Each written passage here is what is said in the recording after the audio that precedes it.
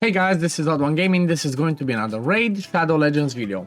In today's video, I want to talk about the new daily login champion that we all got, and I want to go through his kit a little bit with you guys as well, because, well, I kind of read through it myself, and he seems really impressive, I'm not gonna lie. Like, the way that his kit reads, seems like he can be a pretty OP champion. So the one that I'm talking about is Rathalos Blademaster. So he's part of the collaboration that Raid Shadow Legends is doing right now with Monster Hunter, where basically they're releasing new legendary champions that have this, you know, the equipment and the skin, I guess, and the weapons from the Monster Hunter universe, from that world. I don't know too much about it, but from what I've read a little bit on the internet, it's quite of a big thing. It maybe didn't hit in Romania, or maybe I didn't have it when I was young to play it, because I know it was a big thing on Nintendos, on PlayStation, stuff like that. But I wanna check his kit, and I wanna see what you guys think about it as well, because it kind of seems like he's a really amazing one. Okay, so kind of like the same, the same way we had the previous login champions like Wukong, like Ronda, like Artak, like Ultimate Death Knight. There were quite a few that were really good, and what I've seen on his kit as well so far, he seems to be god tier. Like, I'm not gonna lie, if you guys already know, leave it in the comments below. But like I said, I'm gonna be going through the kit myself, and yeah, I guess let's read it and let's see what he is all about. The thing is, I cannot test him yet because we do not get him on the test server. Same way with every single login champion that we have in the game, we do not get it on the test server. So the time that the only time that we can actually test him is once we're gonna have it on our main account. So I guess let's look at his skills and what he can actually do. So first of all, he is a Force legendary from the Bannerlords, which I'm not sure if it like makes his value go up or down, but I guess at the end of the day, if you're somebody who just starts playing the game, like for example, we're gonna have the free-to-play series starting on Friday. If you have not seen that already, go check out Hell Hades' YouTube video on it, because it's gonna be amazing. I'm looking forward to it. It's gonna be, for me at least, kind of like the last, time for a while at least, when I'm gonna be able to grind out and have fun with some insane grinding for the game. The reason I'm saying that is because, well, the competition will take part for 3 months, starts this Friday, and basically at the end of that one, we're expecting, for those of you that are not aware, I'm expecting to have a baby with Ivy League Gaming. The baby's due early April, so hopefully by that time, you know, the competition is going to be done. Hopefully all goes well, and I'm going to do my best to compete with this one as much as I can. So we're going to have him on our account, and let's see what he can do. So on the A1, Spirit Thrust. Attacks one enemy, has a 50% chance, books up to 75% chance of placing a decreased defense. That's massive. So first of all, this is huge. Big chance to land it on the A1. Always like to see it. If the target is a boss, this debuff cannot be resisted. So as long as you proc that 75% chance, and you do not weak hit, obviously, basically you're not going to need accuracy when it comes to bosses. So that's going to be amazing, because he's going to be amazing for the Demon Lord clan boss, like I said, early game accounts, people just starting, and basically any other boss fight that we're going to have, including Hydra, Dragon, Fire Knight, whatever the boss is. This is going to be amazing, as you're not going to need accuracy on him. Now the A2, Spirit Step Slash, he attacks one enemy, again, single target stuff. But every second use of this skill in a round, which for example, a round means clan boss, okay? You only have one round. When we're talking about wave content, all 3 waves are 3 different rounds, so keep that in mind.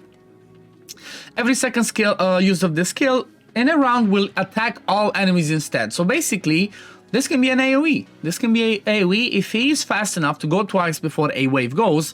Like I said, same thing in wave content, like dungeons, or even in campaign. If he can go twice with this one, which is going to be quite hard to do because it's on a 3-turn cooldown, it's not on the A1, that one can be an AoE. However, if we're talking about boss fights, such as like Hydra, this can be amazing, because let's check the next part. We'll also ignore 25% of the target's defense. If the target is a boss, we'll ignore 100% of the target's defense. Like, this just straight out sounds insane. The way that I envision him on my main account, for example, is I'm gonna build him in a reflex set so that he can come back to this A2 as often as possible, because, well, against bosses he's gonna ignore 100% of their defense anyway, so I'm not gonna need the lethal, savage, merciless sets, as he already ignores all of it. So basically this is true damage.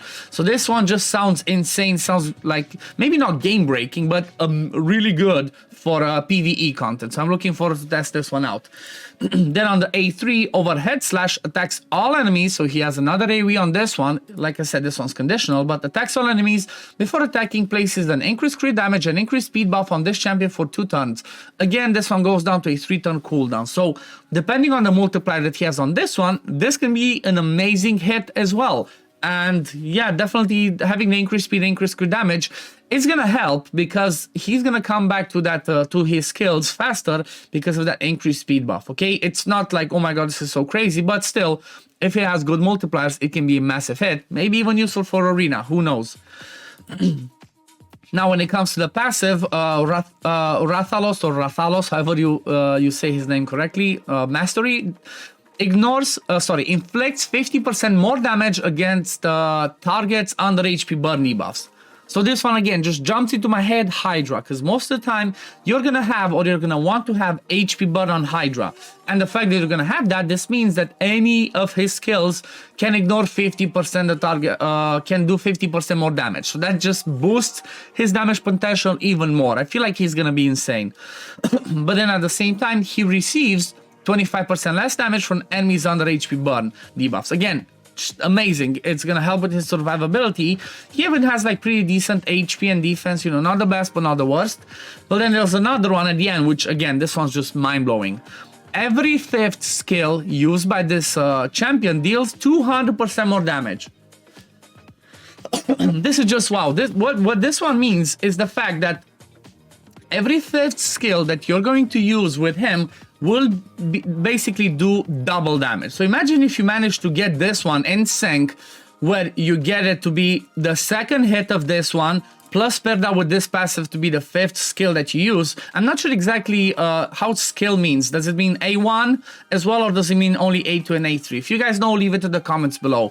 But the way that I'm seeing this is, if you can manage to get this one to get to be the 2nd use, to make it an AoE, and time it to be the 5th use as well, with this one to be an AoE, that can just do some insane damage, especially like, you know, against bosses, because it's gonna ignore 100% of defense. Like, this champion just sounds mind-blowing. What do you guys think? Leave it in the comments below. Do you think he's gonna be good?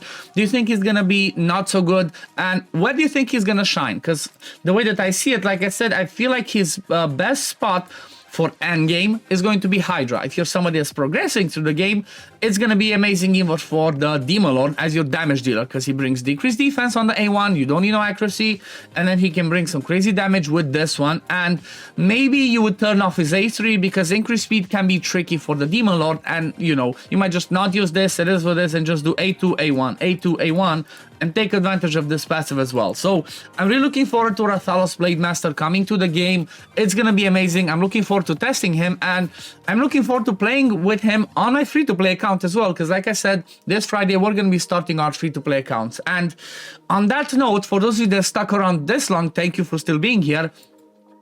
I want to let you know that I'm going to be doing a community tab on my YouTube channel, where I'm going to be asking people who do they think I should pick as my epic from the Hell Hades, you know, from the codes that we have available. If I go in there and have a look, let me just quickly log in over here in the background. But basically, there's a few codes that are available for epics, because we can only use those ones. We cannot use the Wukong one. So if you go on hellhades.com, let's go to where is it? Let's see, where's the promo code at?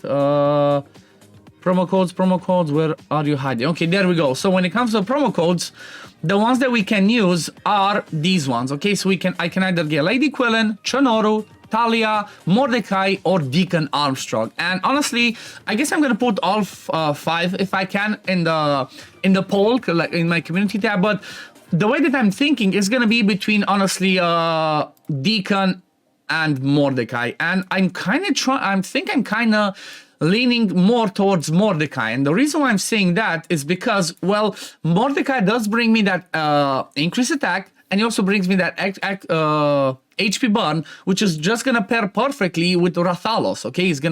Mordecai's gonna give Rathalos increased attack, and he's gonna make this passive get into play, you know, more damage, and also less damage for him taken. But at the same time, Deacon is amazing because he brings you the speed lead, turn meter control, he brings you decreased defense, and he brings you leech, which can all be amazing for clan boss. So I'm kind of debating, do I go Mordecai or do I go Deacon? And I think the way that I'm gonna do it is, like I said, I'm gonna have a community a poll in my community tab for YouTube, and whatever you guys are gonna vote the most, that's what I'm gonna pick, okay? That's what I'm gonna go with, and I'm gonna stick with that one. But anyway, this is gonna be it for the video today, guys. Again, I'm really looking forward to Rathalos Blademaster being on my account and playing with him because he just looks amazing. And I guess I'm gonna leave it at this for today. Thank you all for watching. As always, if you do enjoy my content, don't forget to like this video, subscribe to the channel to see when I upload next, and I'm gonna see you on the next one. Peace, love, take care, everyone. Bye, guys.